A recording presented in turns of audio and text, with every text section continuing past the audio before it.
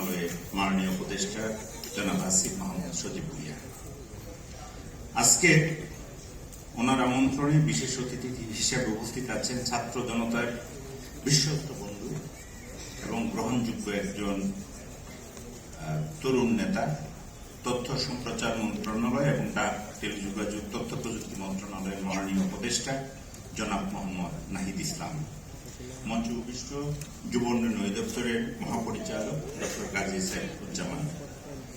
July August 2024 এর বৈষম্য বিরোধী ছাত্র জনতার সফল আন্দোলনের সম্মানিত সমন্বয়কবৃন্দ উপস্থিত রয়েছেন, বিভিন্ন মন্ত্রণালয় দপ্তরের সম্মানিত কর্মকর্তাবৃন্দ, বিভিন্ন এনজিও প্রতিনিধি, জাতীয় পুরস্কার, যুব পুরস্কার 2024 নির্বাচিত সফলাস্তকর্মী এবং যুব সংগঠক, প্রিন্ট ইলেকট্রনিক মিডিয়ার সাংবাদিকবৃন্দ, যুব ভাই ও বোনেরা, আসসালামু আলাইকুম, শুভ সকাল।